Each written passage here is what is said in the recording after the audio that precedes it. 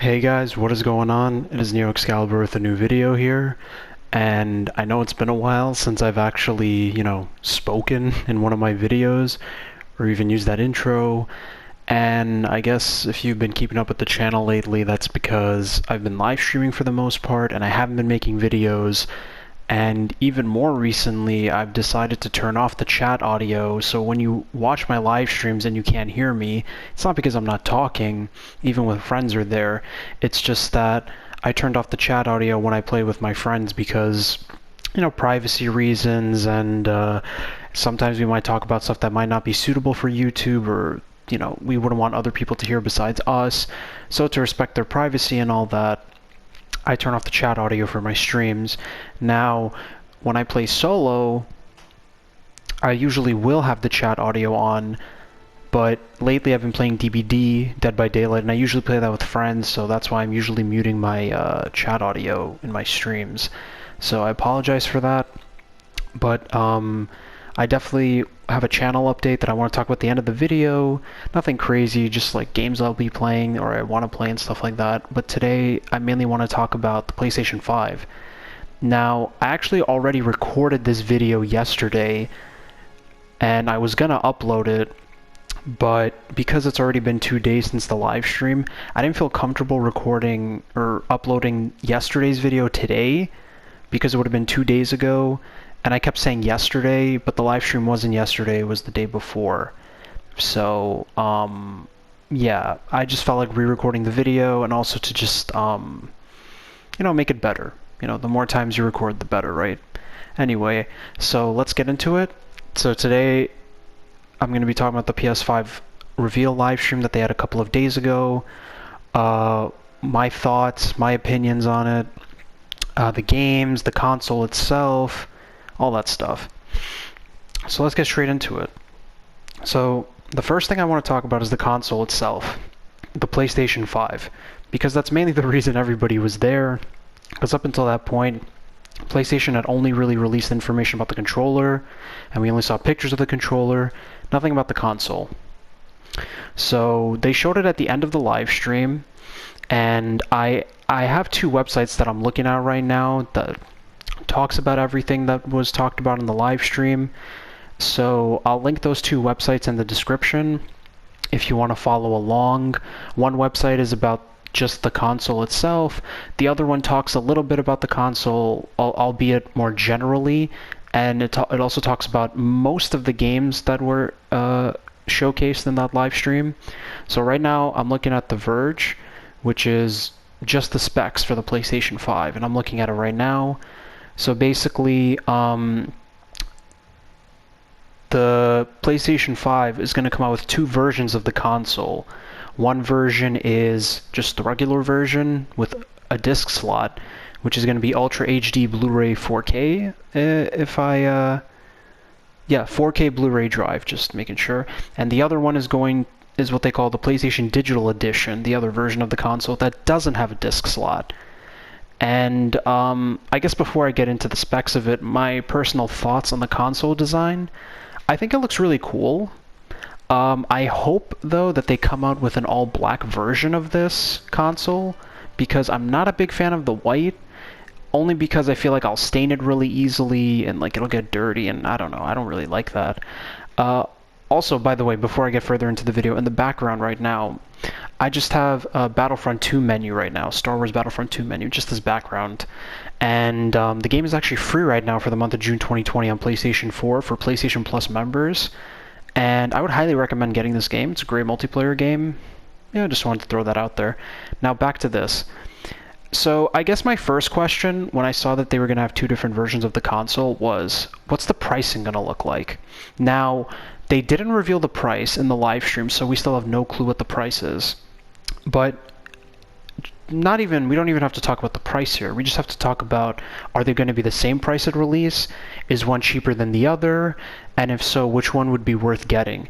Now, me personally, I haven't bought a physical copy of a game in almost 3 years, so I am myself leaning towards getting the digital edition, but I know that you can obviously do more with the disc slot besides just games. You could watch movies or other stuff like that. And my thing is if they're the same price, I'm probably just going to end up getting the disc slot because I'm not losing anything if they're the same amount of money, you know? I'd rather just get the extra stuff if it's free, essentially. If the digital edition is cheaper by like $50 or whatever, I'd probably consider getting the digital edition. But I also actually heard from a friend, this is all speculation by the way, take what I say with a grain of salt, but that the digital edition, they might make it more expensive on purpose. Now, if that's the case, I'll just get the disc one. If they're the same price, I'll get the disc version. If the digital edition is cheaper, I'm going to get that one for sure. Now, moving on to the specs of it. So, I see that based on the curvature of the console, that Sony probably wants you to have it vertically. And I've always had my consoles placed flat or horizontally. My PlayStation was like that. PlayStation 4 that I have right now. Xbox 360 was like that. Even my Wii, I think I had it placed flat. But it looks really nice vertically, and I know that they're probably going to develop a horizontal stand for it, but I feel like it would look better aesthetically vertically. So I might end up doing it vertically, and that's not a problem. I have more than enough space to place it vertically. So yeah. So the PlayStation 5 is going to have a regular USB port and a USB-C port, which is, you know, for the controller, I assume, but also for, I think, external hard drives, but I could be wrong here because the storage that the PlayStation 5 is going to be using and the Xbox Series X is SSD or solid-state drive. So I'm not sure if you could use regular external hard drives on this. I think they do mention somewhere that maybe you have to use a specific kind of external hard drive. But if that's not the case, then I'm sure the USB obviously could be used for charging the controller. It could also be used for external hard drives. Now, moving on. There's also going to be a bunch of accessories that are going to be releasing with the console. Now, originally when you bought the PlayStation 4, it would come with the one earbud headset, the controller obviously, and I wonder if they're going to be doing the same thing with the PlayStation 5. So, Sony, I'm reading off the article right now. Sony has also created a number of accessories for the PS5, including a DualSense charging station, a new HD camera, a Pulse 3D wireless headset, and a media remote. So, just talking about all these things, the media remote is obviously, it's just a remote. It's just like anything else. I'm assuming you use it. I don't see why you would use it or for what purpose. Maybe if you like it more than the controller, maybe? I mean, it's personal preference, but if the media remote came with my PlayStation 5, I probably wouldn't use it, or maybe I'll find a purpose for it that I just can't think of right now. Going backwards, the wireless headset. Now, I'm not sure if PS5 is going to give you a headset at launch because the DualSense controller does actually come with a built-in microphone. So I don't know if that's going to be, if that's their way of saying that they're not going to be providing you with some kind of a headset at launch, like the one earbud headset that they provided with the PlayStation 4. If they do give us this wireless headset, that'd be great, but I think it might be too expensive for Sony to do that, because I feel like a wireless headset like that, I don't think it would come for free. I think it would be like an extra $100 or something. Like, you could buy it at launch is what I'm saying, but it won't come for free with the box itself. Very cool though. I'll probably get it. Maybe not. I'm still not sure yet. We still don't even have a release date for the console, so I still have a lot of time to think about it. Now, the camera. So, camera's nice. I definitely don't see myself buying it though, since I have the camera for the PlayStation 4 and I was really only using it for NBA 2K to do face scans for my career player, and I don't even play 2K anymore. So I don't see a purpose for it unless you want to do like face cam in your live streams or whatever. I was actually doing that in a couple of my videos if you found my earlier videos, like for Outlast and whatever, but I don't see myself buying it. And the DualSense charging station, now that definitely you'd probably have to buy separately, but you know what its purpose is. It charges your controllers for you. I know they have a charging station for the PlayStation 4. I didn't buy it because I just use the cable to charge my controller, and I only have one controller that I currently use at the moment. I have a second controller that's still in the package. So, still scrolling down through the article, they talk more about the specs, the graphics card, and all that stuff. And then, yeah, they talk about the SSD. The PlayStation 5 is going to come with 825 gigabytes of storage. And that is an improvement over the 500 gigabytes on the PlayStation 4. What I'm wondering is, will the SSD reduce the storage that games will require for the PlayStation 5? Because a lot of the high-quality AAA games for PlayStation 4 require a lot of space. I'm talking about 50 plus gigabytes of space, and that's me being nice about it. Last of Us 2 actually comes out in 2 weeks, and I'm going to be talking about that at the end of the video, and I just downloaded it. Since I pre-ordered it, they allowed me to download it early. It was 76 gigabytes. And then Battlefront 2, actually, which I was just talking about before, 120 gigabytes almost. I hope that with the PlayStation 5, because it's a stronger console, more powerful console, you can build way better games, more graphically detailed, more open world. I just hope that they won't take up more space and games won't end up being 200 gigabytes. But I feel like because of the SSD, it'll actually reduce the amount of storage while also improving the game with what I just mentioned earlier. That's me hoping. We won't know until release day. So, moving on.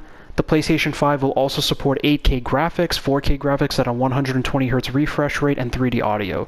3D audio, we already have it. It's basically, you know, when you feel like you can hear everything around you through your headset. If you have a good headset, it can already do that for you, but that's still really nice. But that's still really cool. Now, okay. Now I'm going to talk about the games itself. Final thoughts about the PlayStation 5. Depending on the price, because I've been hearing a lot of varying price ranges. I've heard $400, I've heard $1,000, I've heard $800 as of recently. Whatever the price is, though, I'm probably going to get it at launch. And I hope it's not $1,000. If it's $800, that is a bit more bearable. If it's $400, I would be very surprised. I highly doubt it, though. I like the look of it. I like the controller. I know I didn't talk about the controller that much, but that's pretty much because they already came out with information about the controller back in April. It's almost 2 months ago. So I feel like everybody knows.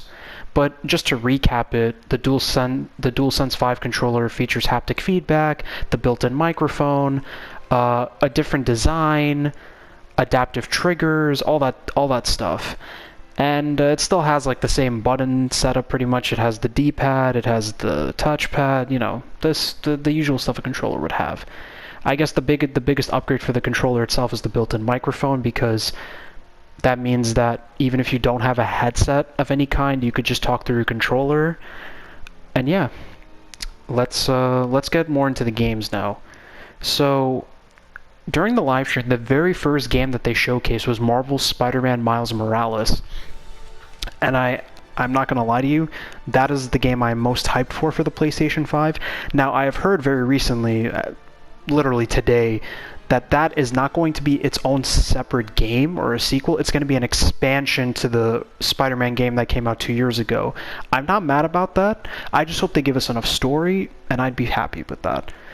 If they charge me $60 for it, I just hope there's enough story. If they charge me $40, I just hope there's enough story. That's pretty much all I can say about it. The trailer looks great. I'm probably going to put trailers for all the games that I'm most hyped for in the description if you guys haven't seen them already, or if you want to see them again. And yeah, I can't wait for Marvel's Spider-Man. I love Miles Morales. I remember seeing Into the Spider-Verse, the animated movie, and I really fell in love with the character. He's great. I love what they're doing with him, how he's gaining more hype, more popularity. I can't wait to play him in the future. And when they showcased his powers in the trailer, albeit very briefly, it was still very entertaining, mesmerizing, aesthetically pleasing, and I definitely like his power set. Another huge game that they announced was Horizon Forbidden West. Now, I personally have not played Horizon Zero Dawn, which is the first game.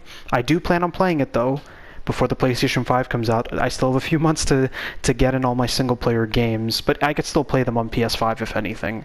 So I can't wait for that game. That game looks amazing. I don't know much about the game, so I can't talk about it much now, but all I can say is I'm very excited and I can't wait. Now, after Marvel's Spider-Man Miles Morales, they started showcasing a lot of indie games, indie titles. While all of them look great, I have no doubt that the graphics on all these games are going to be amazing, and the layout of the games are going to be amazing. But I don't personally see myself buying a lot of these indie games, but that's mainly because I don't know them. I might give them a try if maybe they have some deal with them or whatever. But for the most part, none of the indie games really blew my mind. They all looked really cool, but nothing really intrigued me. Now for the third-party games. One of the first things that the live stream announced was that people that have Grand Theft Auto 5, every month, up until the launch of the PlayStation 5, they're going to get $1 million in cash every single month. I think that's great. I think that's a really good incentive for people to get back on GTA 5 if they're not on it anymore, or to buy the game, because I think the game's pretty cheap at the moment. It's about $15, $20, I think, when it's not on sale. I could be wrong about that. But either way, there's so many sales going on right now for PlayStation that even if it's not on sale now, it's going to be on sale eventually. And also, when the PlayStation 5 launches, all PlayStation Plus members will get GTA 5 online for free. And I can't wait for that. I can't wait to get it. And they didn't mention anything about GTA 6, unfortunately, but I heard, not really from any reliable sources, that the game itself is going to come out in 2023. So there's not much to show, which kind of makes sense. Moving on. Another game that I thought was very interesting that I'd never heard about before was called Project Athia. It's from Square Enix. It was like a 1-minute cinematic trailer, but it looked amazing. I actually want to learn more about the game. Definitely seems very fantasy-based, open-world-based, so I'm going to keep my eye out for trailers about that game. Hitman 3, also a very popular game, but I have no prior experience. Just like with Horizon Zero Dawn, I've never played any of the prior games. I have no connection to these games. Probably am not going to buy this game unless I decide to play Hitman games. I know I have Hitman 2 in my library. Maybe I'll give it a shot. Maybe I'll like it. Who knows? But it's definitely not one of the games that I'd buy on launch. Unless, I change my mind. Who knows? We still have a few months. NBA 2K21. Again, it was more like a 1-minute cinematic of Zion Williamson going up for a dunk. I personally have not bought a 2K since 2K18, I think, or 2K17, and I actually haven't been that intrigued in a 2K since 2K17. So I personally am probably not going to buy this game, but the graphics look amazing, and I don't doubt that it's going to be a very good looking game. I remember when the PlayStation 4 just came out, I bought 2K14. I was so impressed with the graphical upgrade that they did. Between 2K13 and 2K14, you could really tell the changes that they did and the graphics update, and I feel like it's going to be the same exact thing for this game. I'll keep my eye out for this game. I'll watch gameplay of the game. Probably not going to buy it though. Deathloop. Now, Deathloop is also kind of like Project Athia. I'd never heard of it before, but they actually did show some kind of gameplay in the trailer that they had for it. It actually looks very exciting. The basic synopsis of the game is that you're somebody that has to escape from this predicament, but you keep dying. So it's like a Groundhog Day situation. You keep waking up over and over again every time you die, and you keep dying until you figure out how to end the loop. So definitely an interesting game. Keep it on my list. Resident Evil Village. Now, this is another game that I am extremely hyped for. I'll be honest with you, when I saw the trailer, I didn't think it was Resident Evil until the title card popped up at the end. And I was like, oh shit, I just saw Resident Evil. And yeah, I'm very excited for the game. They didn't show too much, but it reminds me kind of a lot of Resident Evil 4 in terms of the setting. But again, they didn't show too much. I know they had another video where the developers talked about it a little bit more. I'll probably include that in the description as well. I can't wait for that game. I think that's my... I'll probably rank the top 5 games I'm most anticipated for after I'm done with the list, but it's definitely up there in my top 3 at least. Let's see.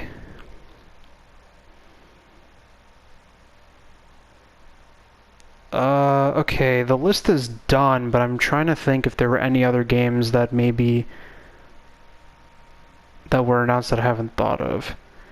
Okay, let me see if I have a top 5 right now.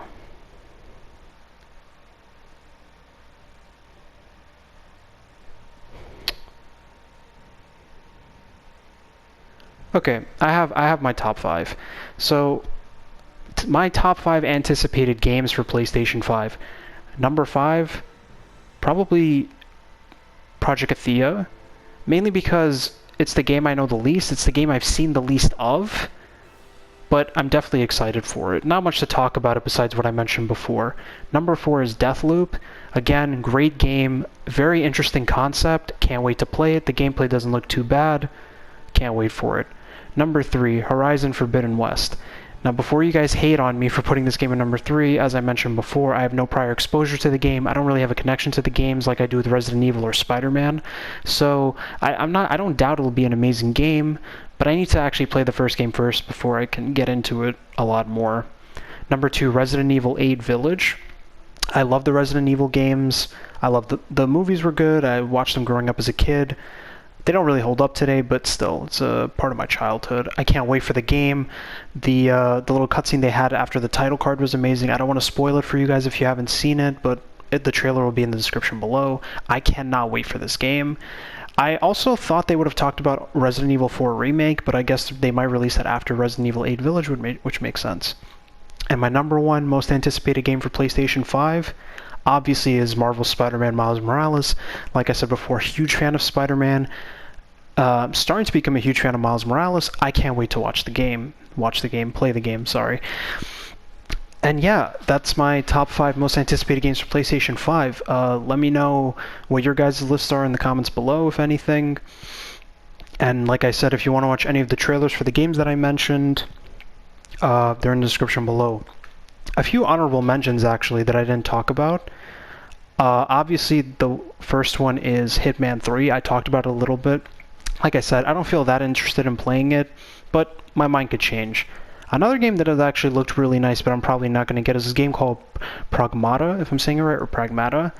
It's basically this astronaut with a child, and they end up on the moon or something. It was like a 2-minute cinematic. It looked interesting. Probably not going to get it unless I hear more about it. It didn't intrigue me too much. It looked visually pleasing, don't get me wrong, every game did, but I don't think I'm going to get it. Okay, I think... And that was pretty much the live stream. They showcased games, indie games, third-party games. They talked about GTA. They released the console. They even showed what what happens when you turn on the console. You know, when it says like, look at the manual for health and safety and whatever. So that looked really interesting too. And yeah, that was pretty much it for the live stream. 2 million people saw the live stream. I was actually pretty impressed with that. I was like, wow, a lot of people are very interested in this. And I've always been, I can't say I've always been a PlayStation guy because my first major console was an Xbox. I had a Wii before that, so I was mainly Nintendo up to that point, but then I got the Xbox 360 and then the PlayStation 4. Probably going to get the PlayStation 5, even though I'm going to be honest, the specs for the Xbox Series X is better than the PlayStation 5, but something tells me the PlayStation 5 is going to be cheaper like it was when it was PS4 and Xbox One, so probably still going to end up getting the PlayStation 5. Alright, now that we're done with that, like I said, everything is going to be in the description, the 2 articles that I was looking at, the trailers for the games that I'm most hyped about, the top 5, and yeah, let's talk about the channel update now.